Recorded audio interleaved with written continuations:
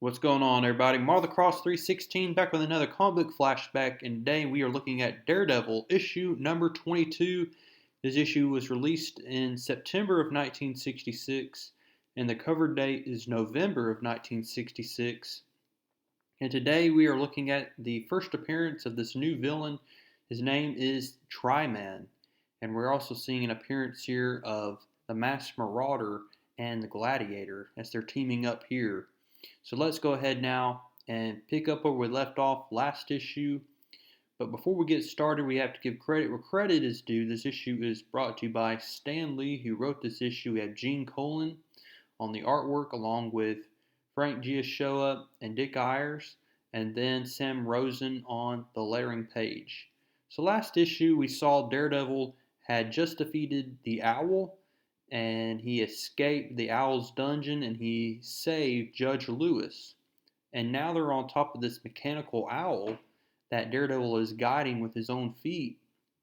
And so Daredevil has to figure out how he is going to save both Judge Lewis's life and himself from sudden doom as this owl is out of control. And what Judge Lewis doesn't know about Daredevil is that Daredevil is guiding this mechanical owl as a blind man, because we know that Daredevil is none other than Matt Murdock, who is a blind lawyer. And so this is very, just crazy if you think about it. But Daredevil, having that radar sense that he has, he's able to use that radar sense as a eyesight in a way. But what Daredevil doesn't know is that the owl is not too far behind, and he planted this bomb within the mechanical owl, and it's going to detonate in exactly 30 seconds. And because of Daredevil's sonic hearing, he's able to detect this ticking sound inside of the owl, and he tells Judge Lewis, "We're going to have to jump." And they jump, and they jump to safety, and that mechanical owl is just blown to pieces here. But thankfully, Daredevil and Judge Lewis was able to get out of harm's way here. And so Daredevil has successfully saved Judge Lewis, and now it's Daredevil's time to come back to New York City. Meanwhile, in New York City at Nelson and Murdoch's place, we see here that Karen Page, who is the secretary, as we've seen in the past few issues, that she has a huge crush on Matt Murdock, and she's still wondering, why is he always disappearing? He seems to have these frequent disappearances. But one person that also likes Karen Page is Foggy Nelson. And so Foggy Nelson asks Karen out to dinner, and she agrees. And she does so just because Matt Murdock hasn't returned to the office. And she's like, "I got to get my mind off him." Well, before they're about to leave, we see here that Mr. Farnham, who is the boss of this whole organization here with Nelson and Murdoch, is coming by, and he's just saying, "Don't want to impose on you, but it can't wait. I was just wondering if you've had a chance to draw up those new leases for this building yet."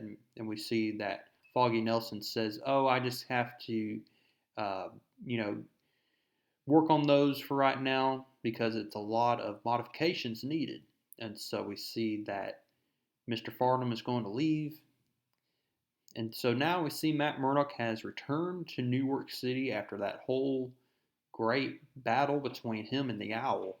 And his only thing that's on his mind is Karen Page, because Matt Murdock has been building up these feelings for Karen Page for quite some time.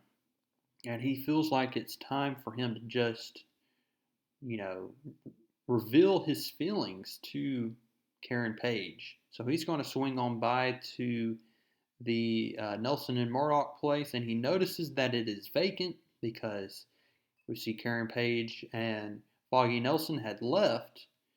And this is where we're revealed right here. He says, "I finally decided what to do about Karen. I can't keep my feelings for her a secret any longer.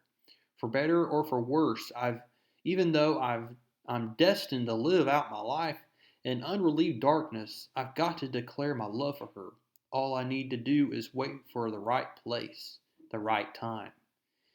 And this is where we're going to be introduced to the two villains of this issue, and these are two villains that we're very familiar with, the Masked Marauder and the Gladiator.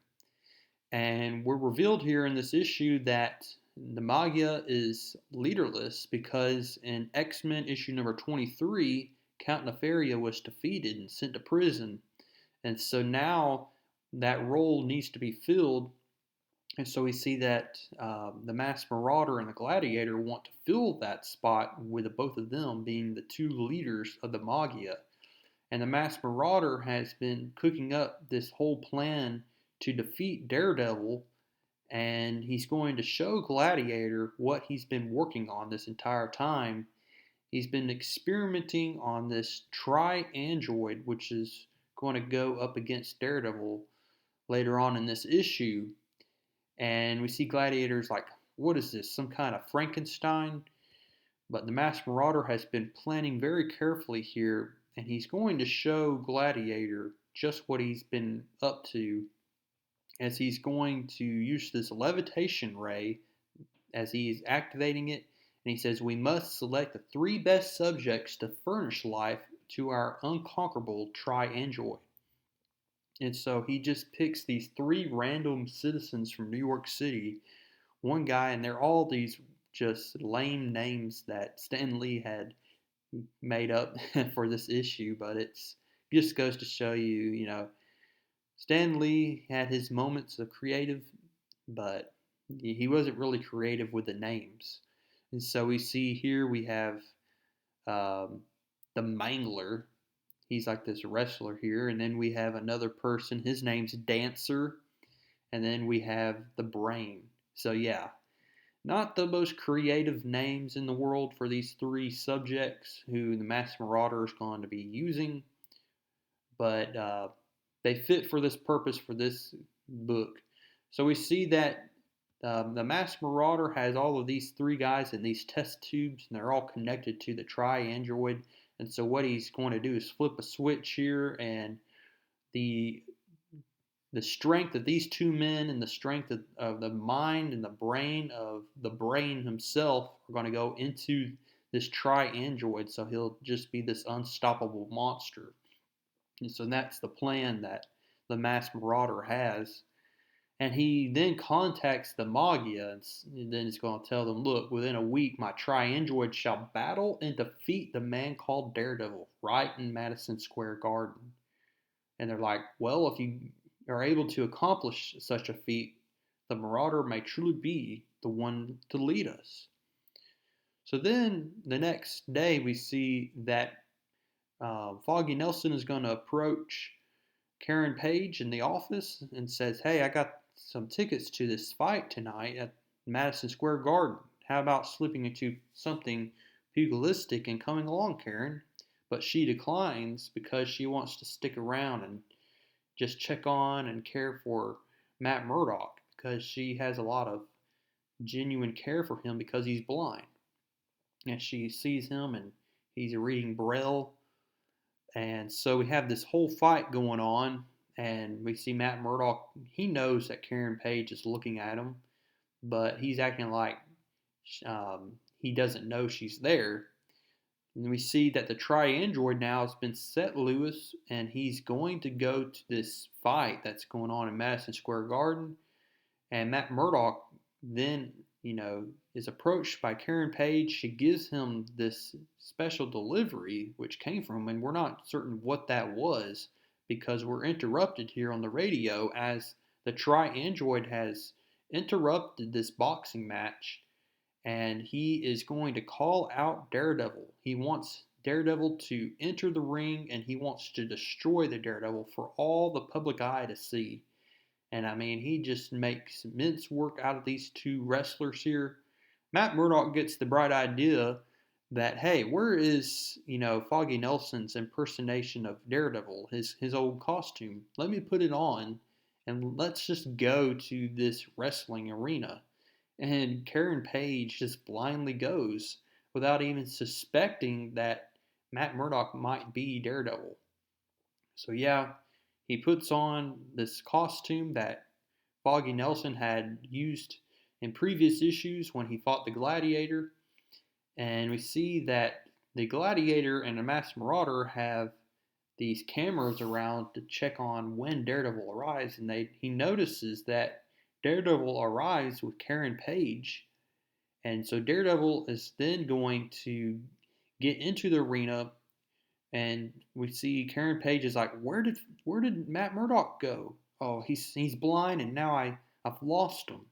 But she doesn't know that Matt Murdock, who dressed as Daredevil, is actually Daredevil himself. And so now Daredevil is going to go up against this Tri-Android.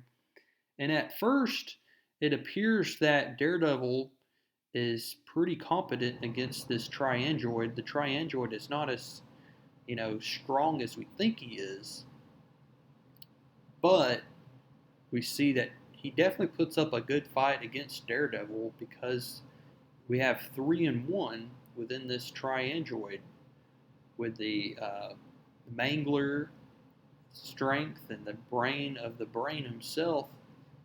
And so Karen Page is looking on at this fight that's going on, and all of a sudden we see another familiar face pops up at this fight, and that's Foggy Nelson. He's like, I didn't know you were here. He said, Foggy, have you seen Matt? I can't find him. Well, this gets the attention of the Masked Marauder and the Gladiator, who notices that Foggy Nelson and Karen Page must have some link to Daredevil. And so then the Masked Marauder is going to announce in front of everybody from his own hideout, and he says, Daredevil, hear me. Franklin Nelson and his secretary Karen are in the arena. Surrender immediately or they die. This is the final ultimatum. And that is how we are going to end with this issue. We're ending on a cliffhanger here. What is Daredevil going to do? Is he going to continue to fight the Tri-Android and defeat the Tri-Android, or is he going to have to surrender so that his two closest friends, Foggy Nelson and Karen Page, are not destroyed? That is what we're going to have to find out next issue, in issue number 23. You definitely don't want to miss out on that one, so we'll be looking at that one coming up next. But before then, go ahead now and drop a like on this video. What are your predictions? What do you think is Daredevil going to do? Is he going to have to surrender himself and be defeated by the Tri-Android, or is he going to keep fighting the Tri-Android? That is what we're going to find out coming up next, and I will see y'all in the next one.